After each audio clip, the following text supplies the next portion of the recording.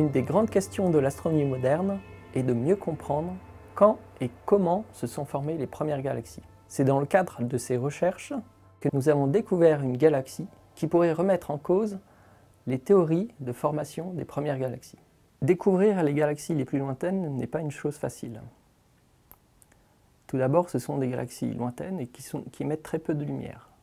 Et c'est uniquement par l'étude de cette lumière que l'on peut les étudier. Pour bien les caractériser, on va utiliser la lumière provenant de différentes longueurs d'onde et donc on va les observer avec différents télescopes. Dans le cadre de cette découverte, nous avons utilisé le télescope spatial Hubble tout d'abord, puis le télescope spatial Spitzer et ensuite nous avons utilisé un télescope au sol, le Keck, qui se trouve à Hawaï, pour mesurer la distance de cette galaxie.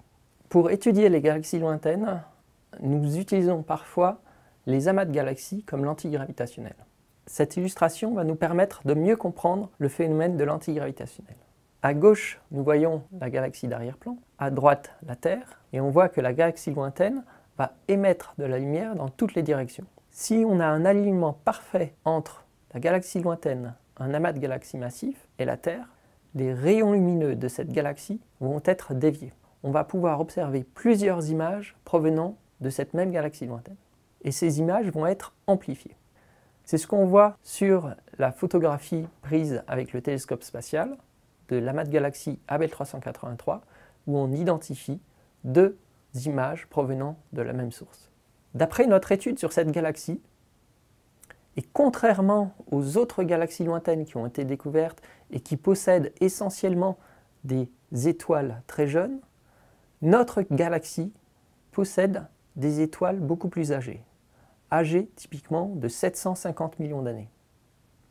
Donc si on replace la formation des premières étoiles dans cette galaxie, on remonte à 200 millions d'années après le Big Bang. Cette découverte va peut-être remettre en cause les théories de formation des premières galaxies. Mais d'autre part, elle pourrait aussi nous aider à mieux comprendre comment et à quelle époque l'univers est devenu transparent au rayonnement ultraviolet. En effet, s'il existait une grande population de galaxies similaires à celles que nous avons découvertes, elle pourrait contribuer à la rayonisation de l'univers qui a rendu l'univers transparent au rayonnement ultraviolet.